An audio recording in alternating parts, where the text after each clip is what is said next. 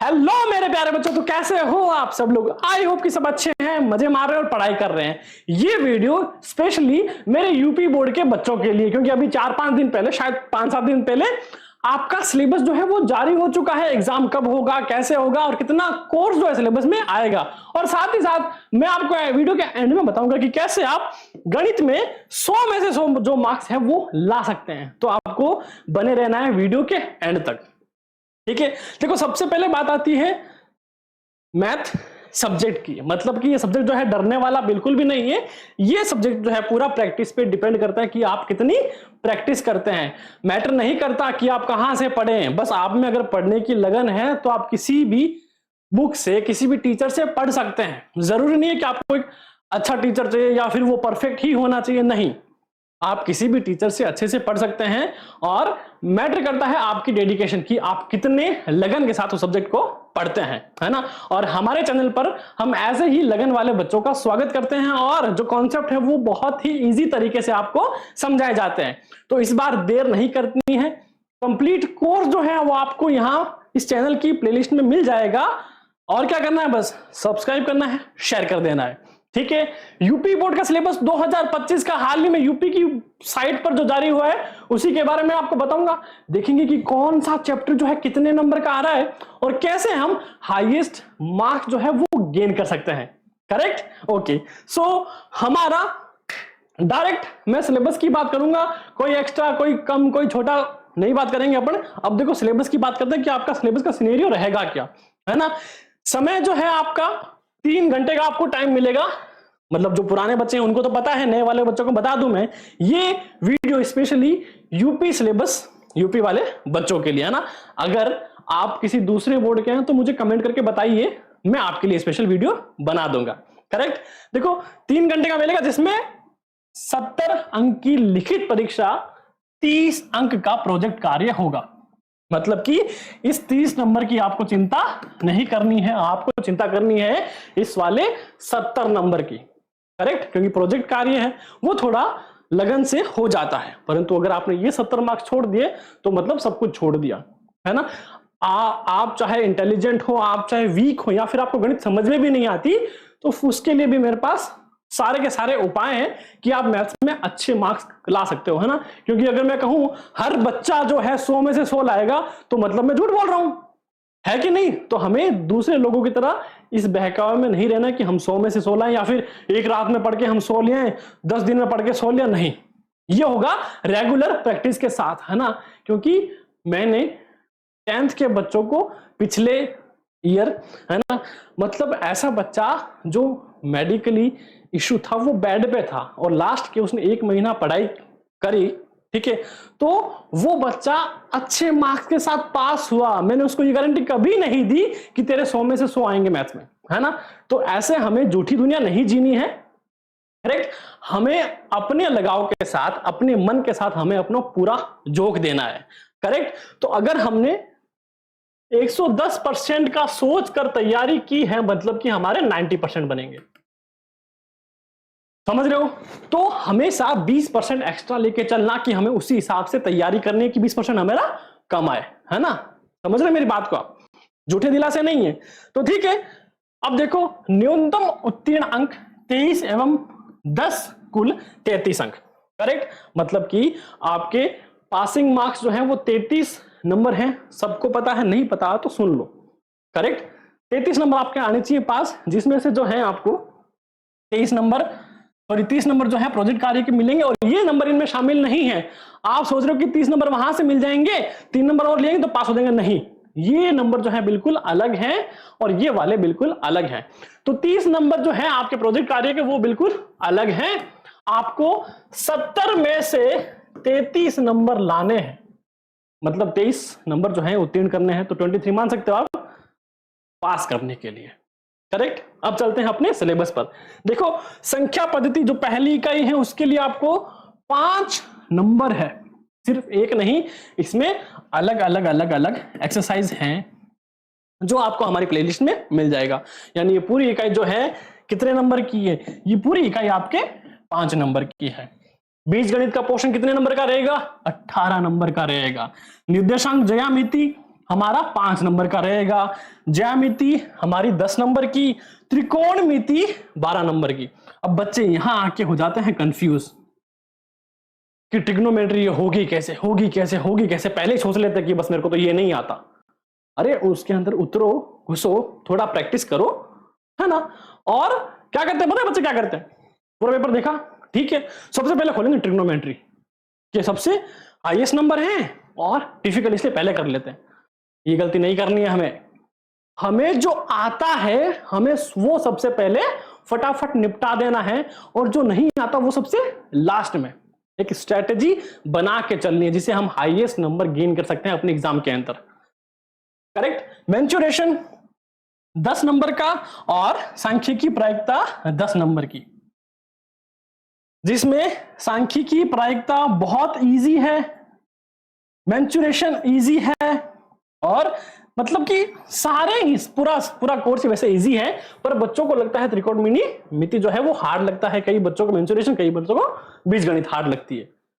तो आपको जो टॉपिक हार्ड लगता है ना उसको एक रखो साइड में। सबसे पहले जो आपको आते हैं उनको फटाफट निपटा लो, है ना। एग्जाम टाइम में उसका रिवीजन करो, उससे पहले उसकी प्रैक्टिस करके निपटा के फ्री कर दो। फिर जब आपको नहीं आता उसकी प्रैक्टिस में लगो, जो आपके बाकी के दिन है वो उसमें झोंको। एग्जाम से पहले की बात करूं, जस्ट पहले की नहीं कि 30 दिन पहले लेके बैठे खत्म करा, नहीं, मतलब स्कूल डेज में। करेक्ट। तो ऐसे करके आपका 70 नंबर का बनेगा। बाई चांस सोच लो कि किसी बच्चे को, कोई बच्चा ट्रिग्नोमेट्री में माथा खपाना नहीं चाहता, तो उसको सारे आते हैं, है ना।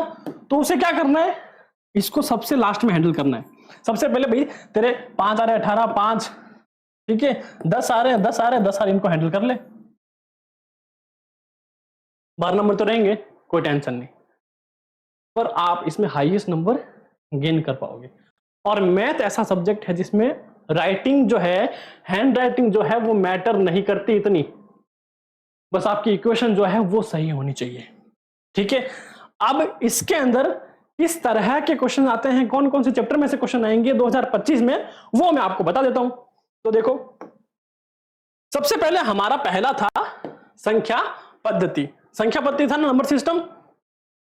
इसकी बात करते हैं, मतलब इस 5 नंबर के पोर्शन के अंदर, ठीक है। तो ये नंबर रहेगा पूरा 5 नंबर का, जिसमें आपके आएगा क्या, अंक गणित की आधारभूत प्रमेय आएगी। प्रमेय 1.1, 1.2, 1.3 समझाई थी, वो आएगी। और इनका एक्सप्लेनेशन जो है वो इंपॉर्टेंट है ना। बच्चे सोचते हैं कि यार ये पूछेगा नहीं क्या कि सिद्ध करो। क्या प्रश्न आएगा? प्रश्न आएगा कि सिद्ध करो √2 जो है वो एक परिमेय संख्या है, या फिर पूछ लेगा अपरिमेय क्यों है या फिर क्यों नहीं है। बस बच्चा का ये माथा खराब हो जाता है। ये हार्ड नहीं है, छोटा सा एक्सप्लेनेशन है। आपकी परिमेय 1.1 दे रखी है, 1.2 रखी है, 1.3 दे रखी है, बस वही सॉल्यूशन है, चिपकाना आपको, बस पता होना चाहिए करना क्या है। देन अपरिमेय संख्याओं का पुनर्भ्रमण, परिमेय संख्याओं का सत्यापन, जो कि ये है, सिद्ध करना है कैसे आएगी। ये जो आपका पोर्शन रहेगा ये रहेगा 5 नंबर का। करेक्ट। इसके बाद बात करता हूं मैं बीजगणित की, जिसका पूरा पोर्शन 18 नंबर का आएगा। किसका आएगा? बीजगणित का 18 नंबर का पोर्शन। सबसे ज्यादा मार्क्स का जो है वो चैप्टर यही आएगा, सबसे ज्यादा मार्क्स का यही चैप्टर है। और साथ में इसमें आएगा क्या क्या वो मैं आपको बता देता हूं। देखो इसमें क्या आएगा, सबसे इजी बहुपद के शून्यांक निकालना और द्विघात बहुपदों के गुणांकों और शून्यांकों के मध्य संबंध, कि भैया एक टुकड़ा उसको तोड़ के समीकरण बना के हमें सिद्ध करना है 0 के बराबर शून्यांक हो गया, निकालने हैं। इसके अंदर सूत्र दूसरा क्या है, 2 चर वाले रेखिक समीकरण। फिर उसमें क्या है, प्रतिस्थापन विधि, विलोपन विधि। इजी है, बहुत इजी है। द्विघात समीकरण में क्या आएगा भैया, x² + bx + c, उसका बेसिक फॉर्मूला या फिर उसका समीकरण का बेस कह दो, ठीक है। केवल वास्तविक मूल का द्विघात सूत्रों द्वारा गुणनखंड द्वारा हल निकालना, द्विघात समीकरण का व्यक्तीकरण और उनके मूलों की प्रकृति के बीच संबंध, और दैनिक जीवन में अनुप्रयोग तथा इन पर आधारित इबारती प्रश्न। मतलब जो सिंपल बेसिक जो क्वेश्चन है वो इसके अंदर आएंगे, कुछ टिपिकल नहीं है अब तक। समांतर श्रेणियां एपी, जो टॉपिक हमने अभी अभी हमारे चैनल पर खत्म किया है एनसीईआरटी का, बहुत इजी तरीके से। मतलब कि ऐसा है, मैंने आपको गारंटी के साथ कह रहा हूं, मैंने आपको एपी, अगर आपने एपी यहां से देखनी शुरू की ना एक से, तो अगर आप लास्ट तक पहुंचोगे ना मेरी वीडियो के साथ साथ, आपको सारे सूत्र जो आपके दिमाग में छप जाएंगे। क्यों? क्योंकि जब भी मैं फॉर्मूला लिखता हूं उसको 3 बार तो बोलता हूं कि भैया एसएन का फॉर्मूला क्या होगा, एन का फॉर्मूला क्या होगा, ए का क्या है, डी का क्या है, इसको क्या कहते हैं, इसको क्या कहते हैं, इसको क्या कहते हैं। तो वो सुनने मात्र से क्या हो जाता है, दिमाग में छप जाता है। तो ऐसे करके फॉर्मूला क्या है, याद हो जाते हैं, हमें फॉर्मूला पे एक्स्ट्रा एफर्ट नहीं करने पड़ते। और दूसरी बात क्या है, क्वेश्चन देखते ही हमें पता लग जाता है कि इसमें कौन सी वैल्यू हमें निकालनी है और कौन सी कहां मिलेगी। करेक्ट? बिल्कुल। तो ये हमारे क्या हो गए 18 नंबर। हमने यहां कितने किए, 5 यहां किए, 18 यहां किए, तो 23 नंबर ये हो गए। मतलब कि अगर आप इन दोनों को मतलब पूरा नहीं कर सिर्फ इन दोनों को भी अच्छा कर लेते हो तो आप पास हो। करेक्ट? देन चलते हैं उसके आगे। मतलब अब आपको नंबर अच्छे लाने हैं, है ना। तो फोकस जो है वो 120% हमें बढ़ाना पड़ेगा। हमारी प्रैक्टिस उस लेवल की होनी चाहिए कि हमने 120% जो है कर लिया। जिसमें सबसे ज्यादा, एक बात बताऊं आपको, अगर आपको ये सारे टॉपिक आ गए हैं, है ना, तो क्या करना, इनके अंदर जितने भी एग्जाम्पल है ना, रिकॉर्ड रहा है, जितने भी एग्जाम्पल है ना, उनको सॉल्व करना शुरू कर दो। और सॉल्यूशन आपके सामने किताब में छपा हुआ है ना। बस अगर आपने एग्जाम्पल कर लिए, एक्सरसाइज कर ली, फिर लगाओ उसके प्रैक्टिस सेट। बस अगर आपने प्रैक्टिस सेट सॉल्व कर लिए तो आपको दुनिया की कोई भी ताकत 100 में से 100 लाने से लिए नहीं रोक सकती। बात है खत्म। अगला देखो, यह आएगा 5 नंबर का रेखा है जिसमें निर्देशांक ज्यामिति ग्राफ, पूरा का पूरा ग्राफ है ना। तो सपनों में नींदों में भी याद हो जाए, क्या है, ज्यामिति की अवधारणा है रेखीय समीकरणों के ग्राफ, दूरी सूत्र, विभाजन सूत्र, आंतरिक विभाजन। मतलब कि दूरी सूत्र ए की मतलब एक्स का डिस्टेंस क्या है, वाई का डिस्टेंस क्या है, और वो हमें इस पर शो करना है ग्राफ पर। ज्यादा हार्ड नहीं है, बहुत इजी है। फिर आता है त्रिभुज, जो कि अब हमारा अगला चैप्टर होने वाला है एपी के खत्म होने के बाद। अब त्रिभुज में क्या क्या है वो मैं बता देता हूं। उसके देखो परिभाषा, उदाहरण और प्रति उदाहरण। मैंने कि कहा था एग्जाम्पल जो है ना वो देख के चलना भाई, है ना। तो अगर आपने प्रश्नावली के सॉल्व कर रखे हैं प्रश्न, तो एग्जाम्पल के साथ साथ करते रहना, क्योंकि हमें क्वेश्चन के टाइप पे फोकस करना है पहले, कि कितने टाइप के क्वेश्चन आते हैं, फिर उनको सॉल्व करना है।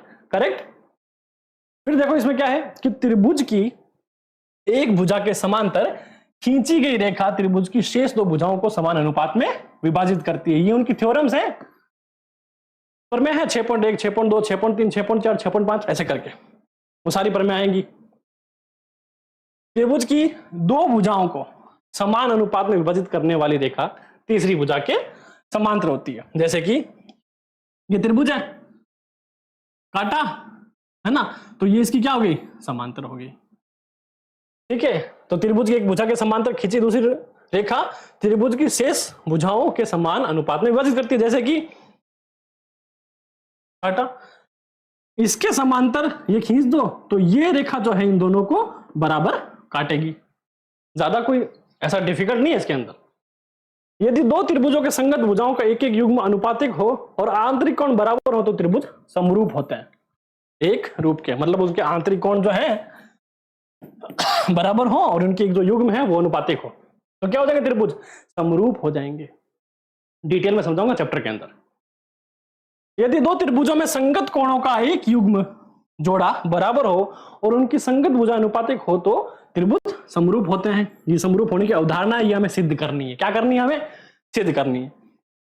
फिर है एक त्रिभुज का एक कोण दूसरे त्रिभुज के संगत कोण के बराबर होता था, उनकी संगत भुजाएं अनुपातिक हो, त्रिभुज जो है समरूप होता है। ये भी कसौटी है त्रिभुज की। ठीक है, इसके बाद इसी में आता वृत्त।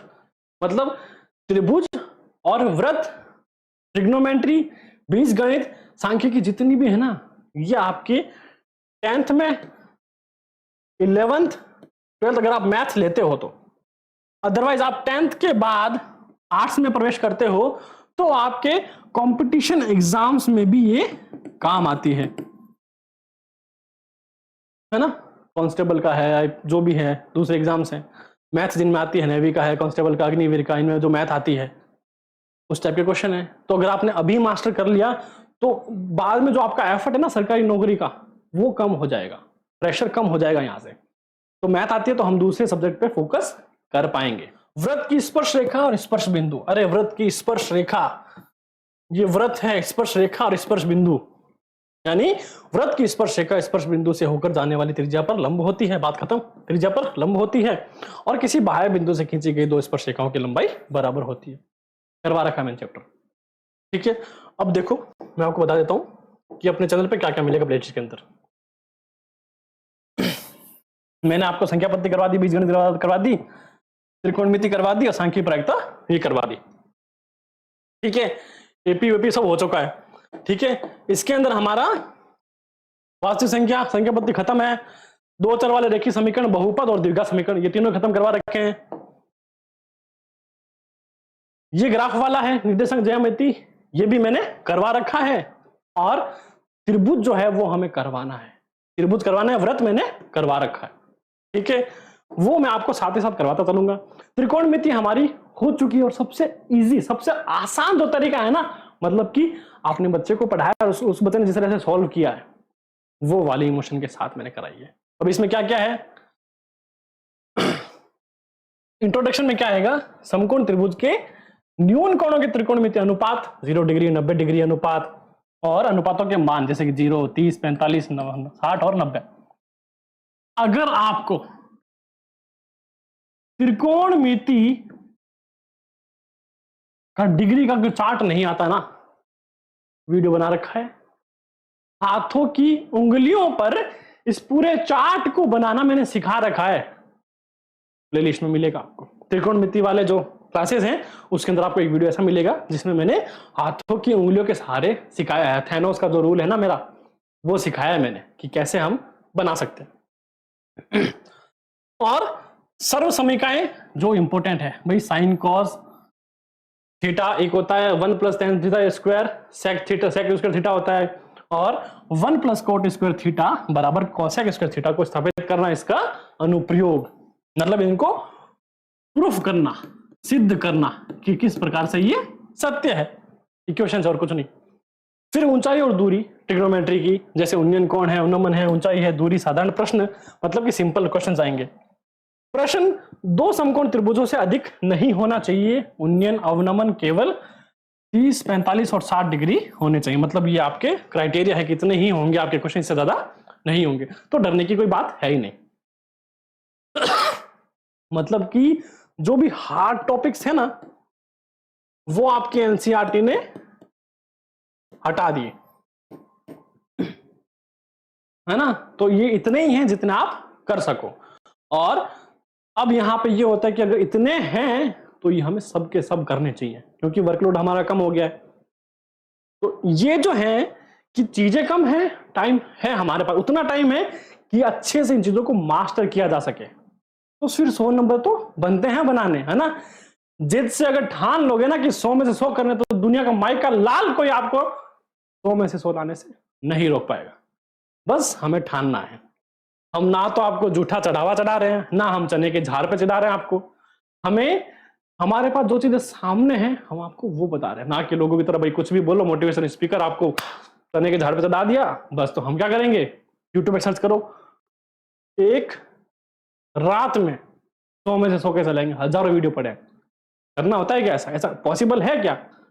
हमें इमेजिनेशन लाइफ में नहीं जीना, हम रियल लाइफ में एग्जिस्ट करते हैं, फिक्शन में नहीं जाना हमें, है ना, कि बस किताब को घोल के पिया और सब याद हो गया। नहीं, रास्ता लंबा होगा पर जो मिलेगा ना बरस बरस के मिलेगा ना। देने वाला जब भी देता देता थप्पड़ फाड़ के, कब? जब आप मेहनत करोगे। फिर देखो मेंसुरेशन है 10 नंबर का, जिसके अंदर वृत्तों से संबंधित क्षेत्रफल, उनके त्रिज्याखंड, वृत्ताखंड के क्षेत्रफल, पृष्ठीय क्षेत्रफल, आयतन, बहुत ही गजब टॉपिक है।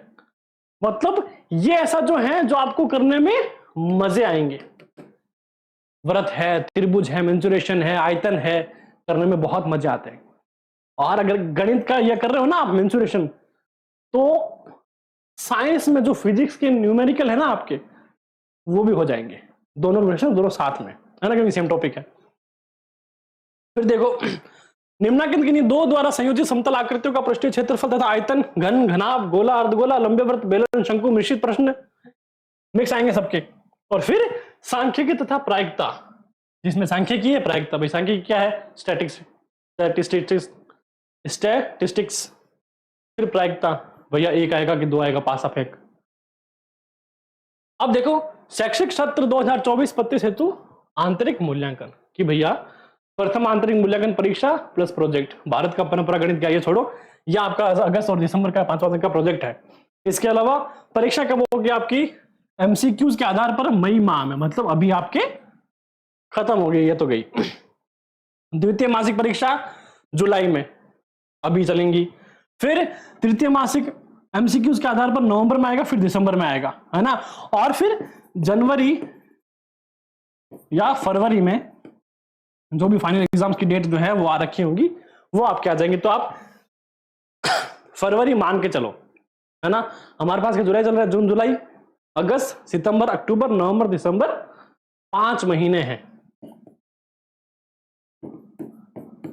और मेरे हिसाब से अगर आप डेली प्रैक्टिस करो तो इतना टाइम इनफ है मैथ में मास्टर करने के लिए। यूट्यूब पे जाना है, सर्च करना है क्लास 10th मैथ्स बाय दीपक, आपके सामने चैनल आ जाएगा, सब्सक्राइब कर लेना, बेल आइकन को प्रेस कर लेना। और प्लेलिस्ट है सारी की सारी बनी हुई, जैसे कि समांतर श्रेणी, द्विघात समीकरण, भिन्न का गुणांक। हाँ, इसके अलावा बेसिक जो होंगे ना कि मल्टीप्लाई कैसे करें, भिन्नों को कैसे जोड़ा जाए, और जो माइनस के नंबर उनको कैसे जोड़ें, डिवाइड कैसे करें, कैसे काटते हैं, वो सब भी मैंने सिखाया है ना। इसके अलावा जितनी भी प्रश्नावलियां हैं चैप्टर हमारी, वो पूरा का पूरा कोर्स है ना आपको यहाँ पर मिल जाएगा, तो एक्स्ट्रा माथापच्ची करने की जरूरत ही नहीं है।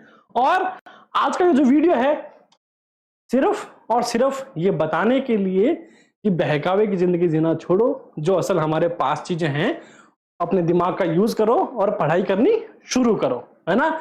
एक रात में ना तो कभी मंजिलें बनी है, ना कभी राज्य जो है साम्राज्य खड़े हुए, है ना। तो क्या है, टाइम लेगी चीजें, practice makes a man perfect. तो आज के लिए वीडियो बस इतना ही, है ना। चैनल को सब्सक्राइब करो, आपकी इच्छा है, क्योंकि मन से तो यही है, पर मैं यहाँ पे आपको फोर्स नहीं करूंगा। बट हाँ, अगर अच्छा लग रहा है ना तो सब्सक्राइब करके रख लूँ, ऐसी चीजें दोबारा नहीं मिलती, ऐसे मौके आपको बार बार नहीं मिलते। आज के लिए इतना ही, जय हिंद।